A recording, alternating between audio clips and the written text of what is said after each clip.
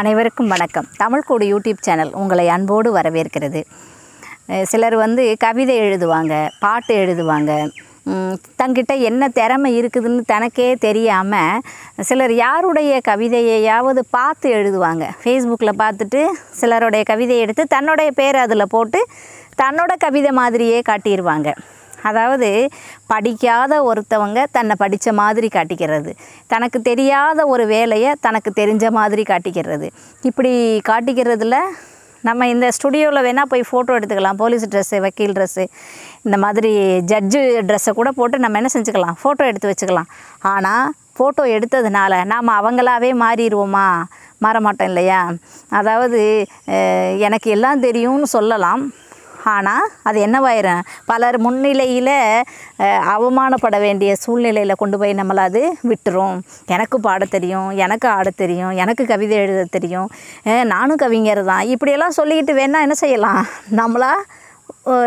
நம்மளை பற்றி நம்மளாக சொல்லிக்கலாமே தவிர, ஆனால் அவங்க கேட்குற மற்றவங்களுக்கு நம்மளை பற்றி என்ன செஞ்சிடும், தெரிஞ்சிடும். இவங்களுக்கு ஒன்றும் தெரியாது போல் அப்படி தெரிஞ்சிடும். அப்படி நம்ம செஞ்சோன்னா அது என்னவாக இருக்குமா, அருவருக்கக்கூடிய, மற்றவர்களால் அருவருக்கக்கூடிய ஒரு ஆளாக நாம் மாறிடுவோம். மற்றவங்க அது புலி பார்த்து பூனை என்ன செஞ்சுச்சான், புலியும் பூனையும் பார்க்குறதுக்கு ஒரே மாதிரி இருக்கும் இல்லையா, முகத்தில் கண், மீசை, அதோட நடை, உருவம், எல்லா அமைப்பும் பார்த்தா ஒரே மாதிரி இருக்கும்.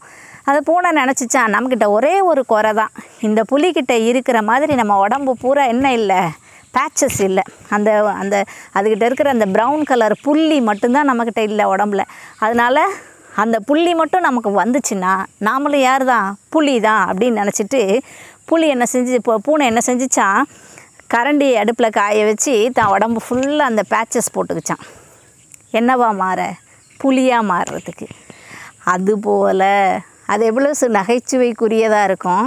அந்த பூனையை நம்ம எவ்வளவு அருவருக்கக்கூடியவர்களாக மாறுவோம். அந்த மாதிரி தான் காண மயிலாட கண்டிருந்த வான்கோழி தானும் அதுவாக பாவித்து தானும் தன் பொல்லா சிறகை விரித்து ஆடினார் போலுமே கல்லாதான் கற்ற கவி. அதாவது காட்டில் மழை மேகத்தை பார்த்து மயில் தோகை விரித்து அழகாக ஆடுது. மயில் ஆடுது, எப்போவுமே மேகத்தை பார்த்தா மயில் ஆடும். மயில் ஆடுனா அது அழகாக இருக்கும், ஏன்னா அதுக்கு நீளமான தோகை இருக்குது. அது ரொம்ப கலர் கலராக வண்ணமாக அழகழகாக இருக்கிற அந்த தோகையை விரித்து ஆடும்போது பார்க்குறதுக்கு ரொம்ப அழகாக இருக்கும். அதுபோல் வான்கோழி என்ன செஞ்சிச்சான், நானும் தொகையை விரித்து ஆடினா எப்படி தான் இருக்கும், அழகாக தான் இருக்கும். இது போல் மயில் மாதிரி நினச்சிக்கிட்டு வான்கோழி ரெக்கையை தூக்குச்சுன்னா அதோட சதை உடம்பெல்லாம் அசிங்கமாக தெரியும், அருவருக்கக்கூடிய ஒரு விதத்தில் இருக்கும். வான்கோழி தன்னோட ரெக்கையை தூக்கி மயில் மாதிரி ஆடிச்சுன்னா பார்க்க எப்படி இருக்கும், அருவருப்பாக இருக்கும். அந்த மாதிரி தான் கல்லாதான் கற்ற கவி. படிக்காதவன் தன்னை படித்த மாதிரி காட்டிக்கிறது. யார்கிட்டையாச்சும் ஒரு கவிதை எழுதித்தாங்களே எனக்கு அப்படின்னு சொல்லி அதில் தன்னோட பேரை போட்டுக்கிறது. ஒரு 4 வரி எனக்கு ஒரு கல்யாணத்துக்கு ஒரு வாழ்த்து எழுதி கொடுங்கன்னு கேட்பாங்க, எழுதி கொடுக்கலாம். ஒரு கவிதை எனக்கு இங்கே ஜெயிச்சதுக்காக பாராட்டி ஒரு கவிதை எழுதிந்து அவங்களுக்கு கொடுக்கலாம். ஏதோ ஒரு விதத்தில் ஒரு 4 வரி தானே, ஒரு 2 வரி தானே, யாருக்கிட்டே வாங்கி கொடுக்குறது ஒரு பெரிய விஷயம் இல்லை.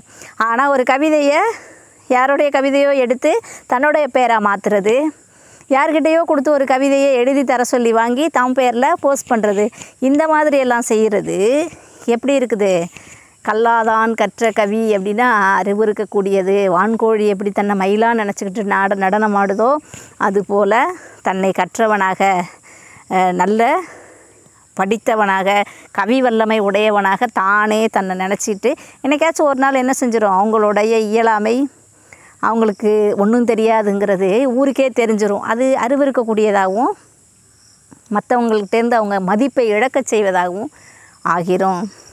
எப்படி காண மயிலாட கண்டிருந்த வான்கோழி தானும் அதுவாக பாவித்து தானும் தன் பொல்லா சிறகை விரித்து ஆடினார் போலுமே கல்லாதான் கற்ற கவி. மயில் ஆடின அழகை பார்த்து வான்கோழியும் தன்னை மயிலாக நினச்சிக்கிட்டு அது விரித்து ஆடிச்சுன்னா எவ்வளவு அருவருப்பாக இருக்குமோ, பார்க்க நல்லாவே இருக்காதோ. அதுபோல் கல்லாதவன் கற்ற கவியும், கல்லாதவன் எழுதின கவியும், கல்லாதவன் தன்னை கற்றவனாக காண்பித்து கொண்டு அவன் எழுதி கொண்டு வந்து வளர்றதும் மற்றவங்க அருவருக்கக்கூடியதாக இருக்கும். இந்த மாதிரி தினந்தோறும் நம் வாழ்க்கைக்கு தேவையான நல்ல செய்திகளை தமிழ்கூடு யூடியூப் சேனல் வழியாக கேட்டுகிட்டே இருப்போம். இந்த சேனலை பார்க்குறவங்க சப்ஸ்கிரைப் பண்ணுங்கள், மற்றவங்களுக்கும் ஷேர் பண்ணுங்கள். எப்போதும் தமிழ்கூடு சேனலோடு இணைந்தே இருங்கள். நன்றி.